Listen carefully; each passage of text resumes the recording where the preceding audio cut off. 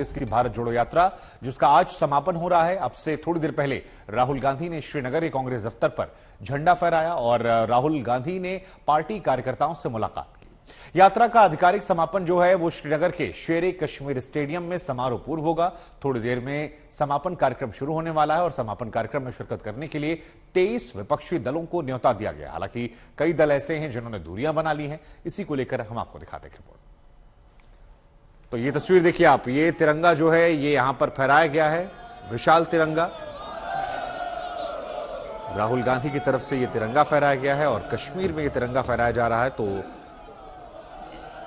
Srinagar Congress party का ये दफ्तर जहां पर ये तिरंगा फहराया गया है। कई दलों के नेताओं को न्योता जो है वो भी दिया गया है और हालांकि खबर यह भी आ रही है कि जिन 23 दलों को न्योता दिया गया उनमें कई दल ऐसे हैं जिन्होंने इससे दूरियां बनाई हैं, लेकिन कुछ दलों के पहुंचने की उम्मीदें हैं। नजर हमारी बनी हुई है कौन कौन से दल हैं जो यहां पर शामिल होंगे, कौन कौन से दल हैं जो दूरियां बनाएंगे।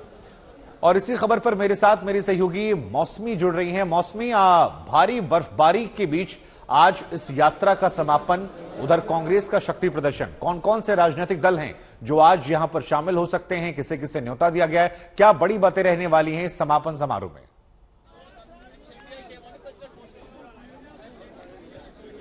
जी शुभांकर, देखिए अभी हम लोग शेरे कश्मीर स्टेडियम में हैं और यहाँ पे पीछे जो मंच है वहाँ पे तमाम विपक्षी नेताओं का दमखम नजर आना था। लगातार 21 से 23 विपक्षी दलों को न्योता दिया गया था। बड़े बड़े चेहरे जब यहाँ राहुल गांधी और खड़गे की मल्लिकार्जुन खड़गे साहब के साथ नजर आते तो कांग्रेस एक बड़ा संदेश देती, पर अब बताया जा रहा है कि कम से कम 8 से 10 ऐसे बड़े विपक्षी दल हैं जिनके नेता यहाँ पे मौजूद नहीं रहेंगे, उनके नुमाइंदे भी नहीं रहेंगे। मंच पे आप देखिए जो तस्वीर आपको दिखा रहे हैं, महबूबा मुफ्ती बाईं ओर खड़ी हुई हैं और यहाँ पे बाईं ओर महबूबा मुफ्ती खड़ी हुई हैं। मंच पर अभी कार्यक्रम शुरू नहीं हुआ है तो किस तरह का समन्वय है यहाँ पे पीडीपी से और नेशनल कॉन्फ्रेंस से, वो आपको इससे पता चलेगा। और उमर अब्दुल्ला भी यही, वो पीछे आप देख रहे हैं उनकी पीठ, कश्मीरी टोपी पहने हुए हैं, फिरन पहने हुए हैं। उमर अब्दुल्ला साहब भी आपको यहाँ पे नजर आ जाएंगे। तो पहले ही राहुल गांधी के पहुंचने के पहले, भैया छतरी नीचे कर दो, राहुल गांधी के पहुंचने के पहले ही यहाँ पे मंच पे आपको महबूबा मुफ्ती वो खड़ी हुई है, साइड में गुलाम अहमद मीर संबोधित कर रहे हैं और पूरा जो मंच है वो आप देखिए बर्फ से भरा हुआ था। अभी भी पीछे आपको बर्फ नजर आ जाएगी। यहाँ पे लगभग 8 से 10 विपक्षी दल नजर आएंगे, डीएमके के नुमाइंदे से लेके जेएमएम, नेशनल कॉन्फ्रेंस, पीडीपी और ये जो विपक्षी दल नजर आएंगे। दाई और बाएं ओर देखिए आप कैसे लोग सर पर कुर्सी लेके खड़े हैं। अब कार्यक्रम कितना देर चलेगा तस्वीर आप दिखाते रहिए नासिर। हम मीम अफजल साहब से बात करते हैं और कार्यक्रम का शेड्यूल क्या है मीम साहब? देखिए शेड्यूल तो वही है जो पहले था, जाहिर है लेट हो गया है, बर्फबारी इस वक्त भी हो रही है। पीसीसी का जो प्रोग्राम था वो अब खत्म हो चुका है, आपको शायद पता हो, वहाँ पर राहुल जी भी थे, वो सब हो चुका। यहाँ देखिए बर्फ हो रही है, लोग भी आ रहे हैं। मैं अभी रास्ते में मैंने देखा कि हजारों लोग स्टेडियम की तरफ आ रहे हैं, लेकिन जगह जगह पर सिक्योरिटी रीजंस की वजह से भी और मौसम की वजह से भी रुकावट है और लोग पहुंच रहे हैं। जाहिर है कि हम जितनी जल्दी कोशिश होगी इसको शुरुआत करेंगे, लेकिन राहुल जी और जो म्यूजिकल कार्यक्रम जो बताया जा रहा है वो हो नहीं पाएगा, सीधे राहुल गांधी का भाषण। देखिए टेक्निकल बात है, मैं इसके बारे में नहीं कह सकता। म्यूजिकल प्रोग्राम का भी जिक्र था, लेकिन जाहिर है कि इससे कुछ तो असर दिखाई दे रहा है। और लेकिन सुबह को मैंने कहा था, आप बहुत सारे लाइव टीवी चैनल ने होटल से बात की थी, आप सब लोग हमारे साथी हैं वहाँ पर, तो मैंने ये कहा था कि हमारी जो यात्रा आई है और जो प्रोग्राम है वो एज इट इज है।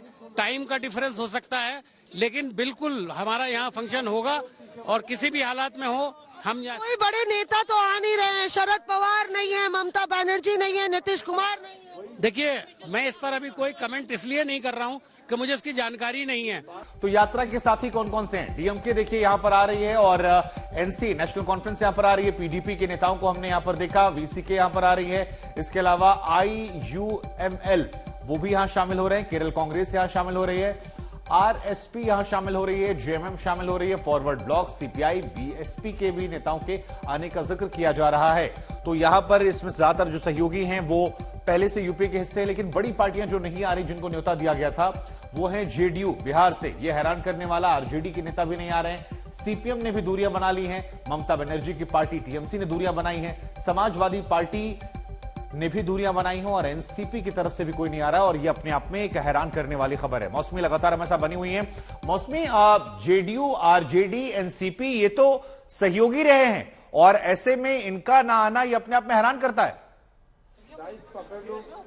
बाहर अगर कोई मीडिया वाला कहीं पर किसी भी जी बिल्कुल, देखिए आप चाहे वो आप एनसीपी ले लीजिए, शरद पवार की पार्टी, या फिर तेजस्वी यादव, या फिर नीतीश कुमार, तमाम ऐसे दल हैं। शिवसेना का भी अभी पुष्टि नहीं हुई है कि शिवसेना से कोई आ रहा है। तो तमाम बड़े चेहरे इस पूरे रैली में नदारद रहेंगे और ये ऐसे चेहरे हैं जो लगातार राहुल गांधी की तारीफ करते आए हैं।